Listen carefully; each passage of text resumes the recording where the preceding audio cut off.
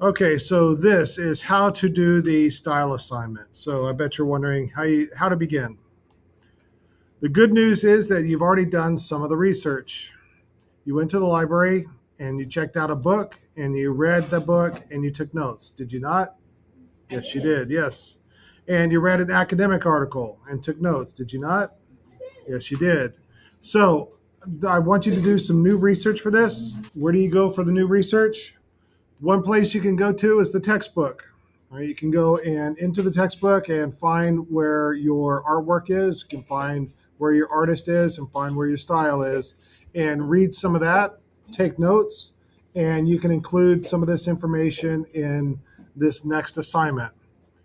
Or you can go to smarthistory.org. It's a wonderful website for art history. And theartstory.org. It's a wonderful website for art history. These are great websites to go to. You can go to YouTube and you can try to find a video talking about your artwork. You can try to find a video talking about the art style or the artist. And you can watch that video and take notes, and that can be a part of your research. However, I'm an avid watcher of YouTube, and I've been noticing that it's getting more and more AI slop. So when you're watching a video about your style, your artist, your artwork, just be aware that if it's AI does not care if it has the right information. It's just caring for clicks. If you're watching a video and they say this sounds like AI, then you should probably watch something else. Okay, so what information are you looking for? Let's pretend that this is your artwork for your beast. And so if the Mona Lisa is your artwork, you are not going to use the Mona Lisa on this assignment, right? You are going to look for the style that the Mona Lisa is in. So if the Mona Lisa is the High Italian Renaissance, then you're going to be looking up information for the High Italian Renaissance. If your artwork is the Post-Impressionism or Impressionism or Realism or whatever it is, you're going to be looking up information for that. Then I want you to find three works of art that are in that style, the same style as your chosen artwork, but are not your chosen artwork, and they're not the artist of your chosen artwork. So, for example, I have the Mona Lisa. Who is that painted by? Leonardo da Vinci. So, if I was going to do this assignment, I would find an artwork by Raphael, find an artwork by Michelangelo, and find an artwork by another high Italian Renaissance artist, right? So these would be the artworks that I would find for this project. And then I would think about, how is this artwork a good example of this style? So you're going to do your research through Smart History or the Art Story or the textbook, and you're going to take notes, and then you're going to write your paper. So you're going to write 2 pages for this assignment. And typically, what students will do is they'll write a page about the style, and then they'll write a page about the 3 artworks. So over here, you can see that they've written about the style, and then 1 artwork, a 2nd artwork, and a 3rd artwork. I want to remind you that there are no conclusions in this class or introductions. Just get to the heart of the information. Just tell me what you learned. For the formatting for this assignment, we're going to be using the header like before. So it'll be your last name up here and the page number. The title of this paper will be whatever your style is. If your style is High Italian Renaissance, then the title will be High Italian Renaissance, or Impressionism, or Post-Impressionism, or Realism. We will be using footnotes down here. And for this part, I'll talk about right now. So when you discuss the artworks, when you write the title of the artwork, it will be in italics. And then the first time that your artwork is mentioned, you're going to write figure 1 after it like this, or fig 1. But every time after that you mention this artwork, you don't have to write figure 1. But your artwork always has to be in italics. So here's an example right here. So this student is talking about this artwork right here. It's in italics. That's good. And this is the second artwork that they discussed. So they write figure 2 after it. This is the third artwork that they discuss. So they write figure 3 after it. Does that make sense? Yes, ma'am. So like instead of renaming the whole artwork, can I say like in figure 3, da da da da da? No, right. Do the title of the artwork. Okay. And if you have a very long title, you can shorten it to, the common name for the artwork or something like that. But no, you will always write the title. Thank you. That does come across a lot, so that's a good question. Oh, by the way, this right here is the most common thing that I get students on when I'm looking at their papers by not using the italics and by not using these figure numbers.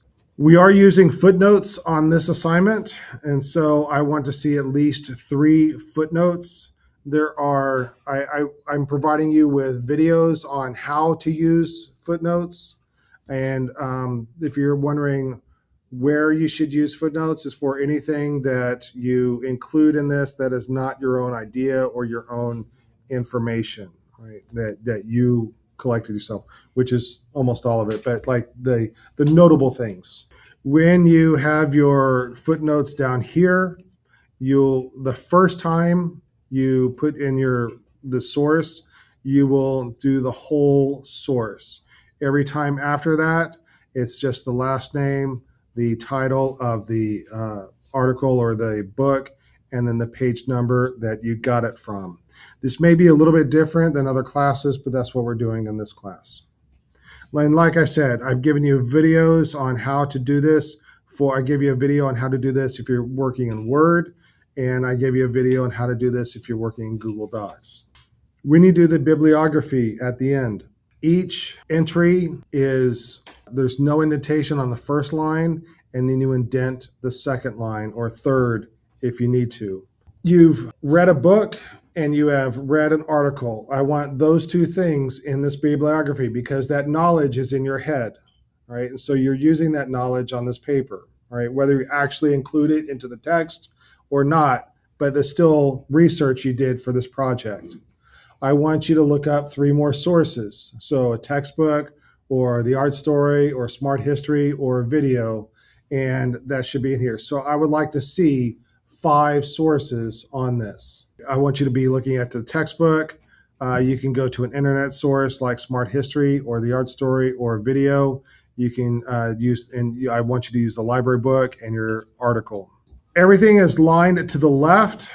The second line is indented, like I just told you. And then with each one, it is single spaced with each entry, but between the entries, it is double spaced. Your computer oftentimes doesn't want to do this. All right. So I have, like, when I was doing this for my papers for grad school, I had to just mess around with it and make it work. All right. My computer just, kept saying, no, what are you doing? You're crazy. And I just had to mess around with it and make it work.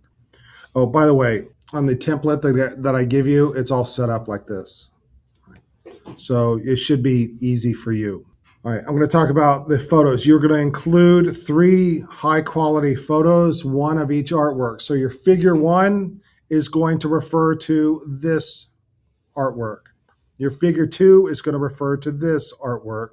And your figure 3 is going to refer to this artwork. So how do you find quality photos? So let's say you're looking at the Mona Lisa. I like to go to Google, and you go to Google Images, and it'll bring up pictures of Mona Lisa.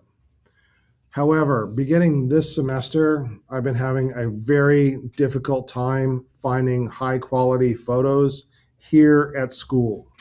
All right, the school is using a blocking software that's blocking my access to Wikipedia, the pictures in Wikipedia. And Wikipedia is my favorite source to get high quality photos. But when I go home, it works fine. Yes. Sometimes if you like don't click on the image and you just like right click without pulling it up, it'll copy correctly. Yes, but all right. Okay, so this image right here is a smaller version of this image right here. In fact, let's go to this one. This image right here is a smaller. So if I right click on this one and copy paste it, it's going to be like 500 to 300. All right. But this one right here is full sized. And so I can right click and copy paste it to my document. Well, the problem is though, I'm getting this blank square. All right. And if I right click, and I tried that, I right clicked and copied, and it gives me a gray square on my, but when I go home, it works fine. All right. So that's the issue that I'm having. All right. And it just started this semester. Okay, so make sure you have a high quality. I've already talked about when you hover over there, the magic number is about 1,000. Anywhere from 1,000 to 2,000 is perfect. And so I am going to ask you to enlarge your picture so that it fills up the whole page. And when it does, I'll be able to see whether it's a low quality or a high quality. When it's a tiny little picture, they all look the same. They all look high quality. But it's when you blow it up that you begin to see whether it's good or bad. All right. So 1 image per page, all blown up. Then at the bottom, if you notice down here, it says Figure 1, artist, title, date, and style. Figure 2, artist, title, date, and style.